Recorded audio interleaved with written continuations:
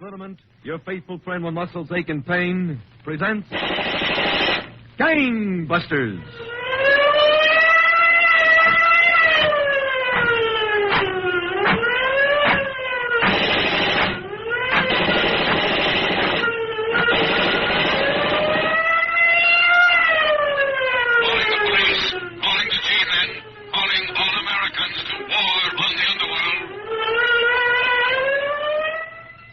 Gangbusters, brought to you, the men and women of America, by the makers of Sloan's Liniment. With the cooperation of leading law enforcement officials of the United States, Gangbusters presents facts in the relentless war of the police on the underworld. Authentic case histories that show the never-ending activity of the police in their work of protecting our citizens. America's crusade against crime. Now, for those of you who are familiar with the name Schwarzkopf, just an editorial note, and we'll get right back to the program. Colonel Schwarzkopf, who oftentimes interviews the lawman who brings in the story to Gangbusters, is, of course, in actuality, the father of H. Norman Schwarzkopf, General of the United States Army. And so this is kind of interesting to hear him portrayed, his father portrayed as a law enforcer. And also interesting, there's the character of the lawman, a sheriff, a judge who comes on the program. Judge Miller is played by none other than Bill Johnstone, who about the same time was playing the Shadow on the Mutual Network. So there's a couple of interesting voices to listen for here. Now for our proxy interview between Colonel Schwarzkopf and Judge L.D. Miller of Chattanooga, Tennessee. Picture our setting as a special office turned over to Gangbusters by Commissioner Louis J. Valentine of the New York City Police. Colonel Schwarzkopf. Judge Miller, I understand that Charleston and Rogers, the Nickel and Dime Bandits, were hunted by the police of 6 states. Yes, Colonel Schwarzkopf. Actually, 8 different police departments were after them within a period of 30 days. But why do you call these particular criminals the Nickel and Dime Bandits? Well, Colonel, James Carlson, the brains of the combination, had a theory of crime different from any criminal in all my experience. I got a new slant on stick-ups that'll pay big dividends. I'm going to get me a smart partner that knows how to use a get. Then we're going to go through the Mississippi Valley pulling little jobs, nickel and dime jobs. When we pulled enough of these nickel and dime jobs, we'll have just as much jack as if we'd stuck up a dozen big banks. On December 4th, 1939, following a term at Minnesota State Reformatory, Charleston drove up to a roadside tavern near Minneapolis. The owner was talking to a customer. You're right with you, mister. Anything else, sir? Oh, that'll be all, Bill. Charge it, will you? With a fancy car like that, you want me to charge it? No fancy. Right behind you, pal. Turn around. What? Look out, Bill. He's got a gun. A special kind of gun, mister, with a hair trigger. Come on, both of you. Back up into that hot dog joint before I turn this cannon loose on you. I want your dough. Oh, I got some change. Give it to me. Here you are. Now, you. Open up that cash register. Here. $35. It's all I got. I know it ain't. Scoop out that change and stick it in my pocket. Nickels and dimes, huh? I'd like to see you for 5 minutes without that gun. Here's a change. Thanks, wise guy. Now get out of here. Not so fast, you. Empty your pockets. Pretty brave, aren't you, with a gun? Yeah, and it's liable to go off any minute. No sawed-off punk's gonna take my dough. I warned you, wise guy. Bill, you're not getting away from me. I'll show you. Give me that gun. You're all through, son. Let go of me. You hurt? Let go of me. Yeah, I guess so. Pretty bad. I dropped all 3 of those bullets, but I got his gun. You're going to need a doctor. What do we do with this guy? Lock him in the washroom. You make it all right? Yeah, sure. I got the special gun, you rat. Yeah. Give back my money. All right. Here you are. Now, come on, you into the washroom. You'll never get me to jail. Inside, punk. Okay, wise guy. I'll lock it and then phone the police. Better get an ambulance, Bill. You're bleeding bad. Hello, operator. Get me the police. Sit down, Bill. What's that? The washroom window. There. Up front. There he goes. He's in his car. Stop! Stop or I'll shoot! Oh, it's jammed. That guy's special pistol jammed and saved his own life. It is rare, Judge Miller, for the victim to turn on his assailant at gunpoint and disarm him. It is, Colonel. Fortunately, the wounds of the tavern owner were not serious. Johnson made a dash for Chicago, where he went into partnership with another criminal named Joe Rogers. Together, they stole a late model car and started south, blazing a trail of robberies from Illinois to Louisiana. On the night of December 17th in Blytheville, Arkansas, Charleston and Rogers committed an unusual robbery, showing a peculiar obsession. Blytheville, Arkansas, robbery. 2 men broke into a house and stole a large collection of pistols, automatics, shotguns, and rifles. Seen escaping in blue or black Dodge sedan.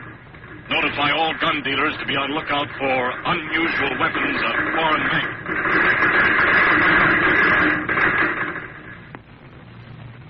A few days later, Colonel, Charleston and Rogers were in Minneapolis, waiting in a stolen new Buick sedan across the street from a small apartment house. Boy, this is the life, huh, Rogers? You said it, Charleston. Cops and newspapers screaming about us from here to New Orleans. Nothing for us to do but sit back and take it easy. I'd sure like a drink right now. Yeah, so would I. Wish that baby of yours would hurry up. It's only 10 past 11. I told her to sneak out at 15:15. She made up her mind to come with us? Hope so. You know me, Rogers. Wine, woman, and song. Yeah, I know. But when are we going to quit this small-time stuff and go after something big? Like what? Banks. Forget it, Rogers. Knock over a bank and every cop in the state's after you. Just think of the dough we could pick up in banks. All we've been getting the places you pick is chicken feed. Nothing but nickels and dimes. There's nothing you can't buy with nickels and dimes, Rogers. If you got enough of them. Sure, but we could... There's no buts to it. It adds up, see? And the rap for little jobs is nothing like it is for a bank. But in one bank job... Listen, sap. Hey, take it easy, will you? Banks have guards, and the guards have guns and tear gas. They have balconies to ambush bank bandits. They have burglar alarms to call the cops. Don't you see, we can get as much in a flock of gas stations as we could in a dozen banks. And no risk. Maybe you're right. The way I figure it... Hold it, Charleston. Here comes your girlfriend. Oh. Hello, baby. Hello, Jim. Gee, I'm glad to see you.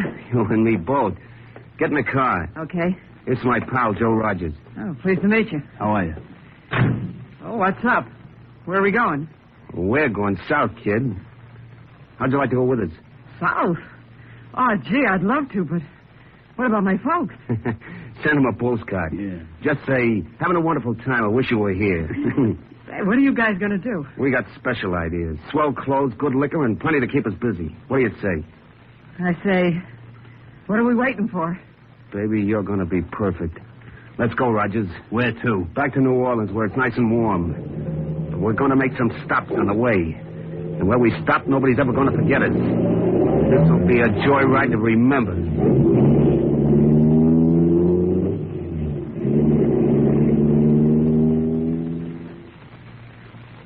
That was near midnight, Colonel, on December 21st, 1939. 3 days later, Chief C.R. Bryan of the Chattanooga, Tennessee Police was sitting in his office when Police Captain Homer Edmondson walked in with a message in his hand. Good morning, Captain. Good morning, Chief Bryan. This just came in on the teletype. Thought you'd like to look at it. From Sweetwater, huh? Yes, sir. Arrest 2 men wanted here for robbery of roadside buffet this morning, 3 a.m. One man about 20, weight 150, blue eyes, light hair. The other one, older, weight about 140, dark hair, slender. Both bandits wearing leather jackets. That's a pretty complete description, Chief. These bandits took $60 in currency, cigarettes, liquor, and a large amount of nickels and dimes. They're heavily armed. Large amount of nickels and dimes. That sounds familiar. You're right, Captain. This is the 6th report in the last few days that used those exact words. Yes, and each report was near Chattanooga. Have you broadcast this message to the patrol cars? Yes, sir. Right after it came in. Send it out again, Captain. This is the first good description we've had of those men. If they try anything here, I want every man on the force to be waiting for them. Right, Chief. Wait a second. Chief Bryan speaking. Sent some cops over quick, Chief. I've just been robbed. Who's this? Jack Parker. I got a filling station at Main and Watkins. I just opened up 10 minutes ago and 2 guys walked in and... Hold on a minute. Captain, there's been a holdup over at Main and Watkins, a filling station. Send a patrol car over there right away. Right away, Chief. Go ahead, Mr. Parker. What happened? These 2 guys walked in, Chief. They both wore leather jackets. They had 4 guns between them and they cleaned out the cash register. How much they get? $7. Almost all small change. Nickels and dimes, huh? Well, I know it don't sound like much, Chief, but it's a lot to me. Mr. Parker, I don't care if it was 7 cents or $7 million. If these bandits are the men I think they are, they're going to try to pull some more jobs like this here in Chattanooga, and we're going to get them. The next afternoon, Colonel, the woman manager of a small dry goods store in Chattanooga saw 2 men, apparently customers, walking into her store. May I help you, gentlemen? Yeah, let me see some shirts. The best you got. And I want to see some socks and ties. Certainly, right over here. What size shirt, sir? 15 collar, 34 sleeve. And I want size 11 socks. Here they are. Just take your pick. That's just what we're going to do, sister. Stick 'em up. Hold up. Take it easy, sister. One peep out of you and I'll drill you. Please. Get down on the floor behind our counter. And don't move if you want to live. Yes, Pretty fancy-looking socks, pal. Get some for me. What kind of shirts you getting? Silk, the most expensive I can find. Better make it fast. Okay. These here look swell. Green silk. You ready, pal? Yeah, let's go. Hey, sister, where's your cash register? there in back of the counter. But there's only a... I know. There's only a little change. That's what they all say. How much, pal? $10 and about 5 and change. Thanks for the service, lady. We'll be sure to tell our friends about you. And remember, sister, if you move off that floor before we're out of this store, it'll be the last time you ever move. Exactly 44 minutes later, Colonel, in a Chattanooga liquor store on the other side of town. Will that be all, gentlemen? Just the 3 bottles of whiskey? No, that ain't all, mister. Reach for the ceiling. What do you want? Don't shoot him, pal. The cops might hear you get. All right? Keep them covered. And what are you going to do? I'm going to teach you not to be so nosy. That'll teach you to ask me what I want. Now, please don't kick me again. Come on, pal. Let's get out of here. Get the dough. Okay. Take everything, even a small change. How much is it? Yeah, there's about $90 here. Hey, here's something else, pal. A nice new gap for your collection. Say, not so bad. Different from any I got. Maybe I ought to try it out on this wise guy. No, please. Okay, mister, but just so you won't run after us, here's something more to remember us. But... Oh. That brutal holdup was the third the nickel and dime bandits committed in the heart of Chattanooga within 24 hours, Colonel. It redoubled the efforts of the police to catch Charleston and Rogers and resulted in a gun battle that Chattanooga will long remember. Law enforcement officers within a radius of 50 miles of Chattanooga cooperated. At a special meeting of police representatives at the office of Chief C.R. Bryan, all possible angles were discussed. Unfortunately, men, we have a complete description of these 2 bandits and definite identification clues. What are they, Chief Bryan? Well, first, Sussman, there's the nickel and dime angle. So anyone seen spending an unusual amount of silver is a definite suspect. Then there's the gun angle. The gun angle? It's this, Frazier. These men are crazy about guns. They take pride in them. Not just as weapons, but as items to collect. So the bandits might just show off their guns sometime without staging a holdup, huh? Particularly if they'd been drinking. That's still another clue, Chief Bryan. The amount of liquor they consume, judging by the amount they've stolen. And the girl with them, the one that's been seen in their car. Now, we have her description. All right, Captain Edmondson. These are all valuable clues, men. And we have one other advantage. From what these bandits have said to their victims, they don't expect the police to go after them seriously. Just because the thefts have been relatively small, huh? Exactly. That gives me an idea, Chief. What is it, Edmondson? Maybe we can get these bandits through a weakness in their own system. How, Captain? Let's give these clues to every reliable citizen in the vicinity of Chattanooga. Every small storekeeper. Then when the bandits do show up again, they'll be spotted immediately. Good idea. Yeah. Well, then it's understood every available man is to stay on duty till these bandits are behind bars. I want them in custody before somebody gets killed. Within 1 hour after that meeting, Colonel, merchants, filling station employees, liquor store proprietors, business people all over Chattanooga were planning to cooperate with the police. Cooperate with police? Listen, I'm staying right here at the store. If those bandits come back this way, I'm going to be ready for them. If those nickel and dime crooks come anywhere near me, I'm going to call the police. I'll know them if I ever see them again. I'll be glad to cooperate. I've got a score to settle with those rats, and I'd like to see them both behind bars. If they ever come into my place, I'll... Nickels and dimes, eh? I get it. If those buzzards stick their noses in my place, I'll be waiting for them. You can count on me. That night, Colonel, December 26, 1939, at the Rock Castle Roadhouse, 10 miles west of Chattanooga, the cashier, Bill Raper, was standing behind his counter. Hey, you, cashier. Yes, sir? I want a bottle of whiskey. Oh, I'm sorry, sir. We're not allowed to sell liquor in bottles, except to guests of Rock Castle. I'm a guest here. Me and my pal are in one of the cabins right next door. Oh, I beg your pardon. Sure. Here you are. That'll be $165, please. You'll have to take it and change. Change? Fistful, buddy. Here. 25, 50, $10, 20, 30, 55, 65. Right. Thank you, sir. Your brother's right. Say, what are you staring at? Oh, why, See anything wrong with me? No, I was just thinking what a good-looking green silk shirt you have on. Oh, that. Yeah. Yeah, it is good looking. Everything I got's good looking. Look at this. Hey, watch it. Don't be scared. I ain't going to use it on you. Boy, that's some pistol. Bet your life it is. Special automatic. Only one like it in the country. Yes, sir. Well, is there anything else you want? Yeah, sure. I almost forgot. Give me some of those box lunches you got, huh? How many? Let's see now. 3. Yes, 3. Here they are. Do you want me to carry them for you? Yeah, that's right. I'm getting a little rocky. Hey, Joe, take over, will you? Okay. I'll be right back. Let's go, sir. So which cabin is it? Second one on the left. This the cabin? Yeah, I'll knock. Hey, open up. Come on, open up. It's me. Come on. Pipe down, will you? Come on, let me in. Where's Babe? I reckon I'll be getting along, mister. Yeah, sure. See you later, mister. Good night. Yeah, I'll see you later.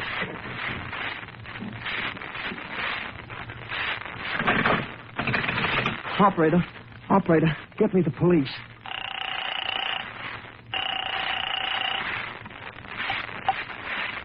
Police headquarters, Chief Ryan speaking. Chief, listen, this is Bill Raper out at Rock Castle. Yes, Bill? Those 2 nickel and dime crooks you're looking for, they're here. How do you know? I'm positive, Chief. Every single clue you give me. The nickels and dimes, the guns, the liquor, everything checks. Did you notice a car? Yes, sir. It's a big, black, new 1940 Buick. Where are they? In a cabin right next door. How many? 3 of them, sir. 2 men and a girl. That's what I call fine cooperation, Bill. Sit tight and don't say a word to anyone. I'll send an emergency squad out there right away. 15 minutes later, Colonel, Captain Homer Edmondson, with a group of picked men from the Chattanooga police force, including Detective Shipley and Carson, met members of the county uniformed police under Captain Dyer outside the Rock Castle Roadhouse. The cashier, Bill Raper, was waiting for them. Which cabin are they in, Mr. Raper? That one with the lights on, Captain Edmondson. All right, men. Sussman and Fraser, you stick with me. All right, got him. Now, we'll go to the front of the house. Shipley, you and Carson cover the back with Captain Dyer. You got that? Right, Captain. What's our plan, Captain? Simply to close in and get those bandits. We can't start shooting till we're absolutely sure these are the men we want. But if they show the slightest resistance, open fire with riot guns immediately. Ready? Yes, sir. Let's go.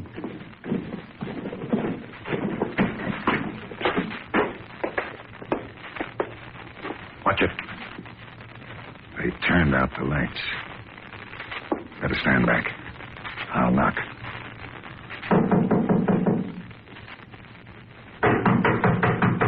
Open up. Who is it? Police. Just a minute. Hurry it up. All right, coppers. Come and get it! Get back, man.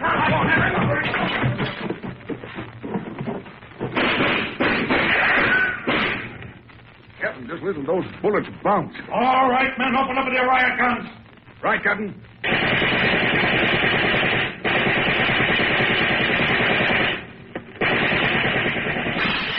Get down low, babe.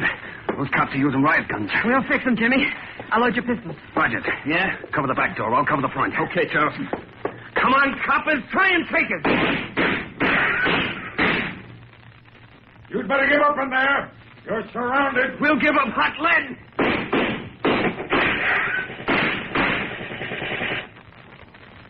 Give me another gat, babe. This one's empty. Here you are, Jimmy. Howard's in the back, Rogers. Can't see him. It's too dark out there. Well, they're all around us, Jimmy. Keep down, babe. Oh. Babe, you hit. Oh, my head. Told you to keep down. All right, coppers. You got my gal. I'll show you can't get away with that.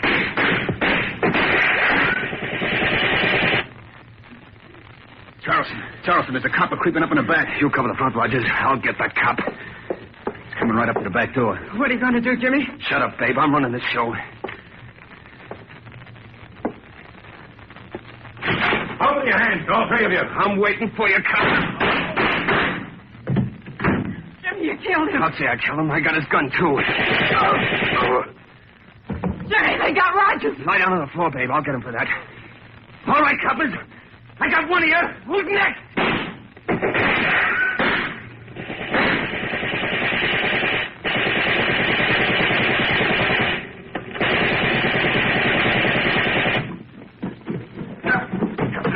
Yes, Fraser. They killed Shipley. Shipley? How? He broke in the back door, shot down before he had a chance. Oh, the dirty dogs. Give me your rat gun, Fraser. Yes, mine's empty. Captain, I'm going after him. Now, wait, don't go up there. It's probably a trap. there goes one of them out the side door. Stop or I'll fire. He's running for the woods. I can't see him. There, between those big trees. Missed him. It's so dark I can't see. Oh, we'll never find him in this darkness. What we do, Captain? He might be hurt. Dyer, you and Carson follow him. I am going to get some bloodhounds.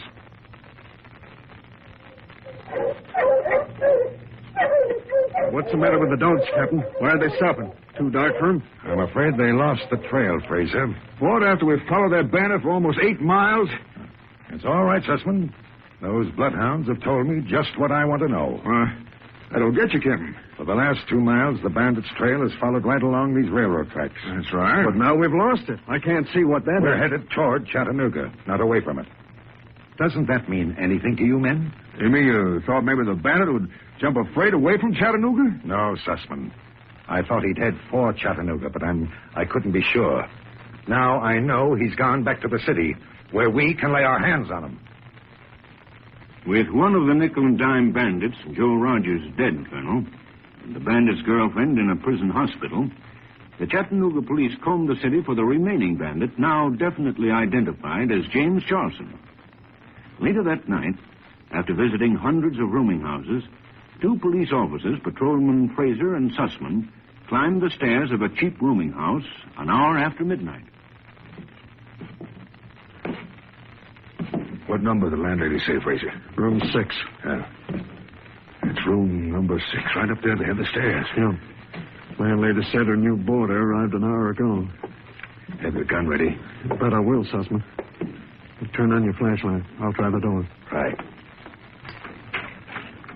The door's unlocked. That's lucky. Careful now. Easy. There, he's in bed. Sound asleep. Wonder if he's a guy we want. He's pretty young for a bandit. Let's make sure, Sussman. Pull down the covers.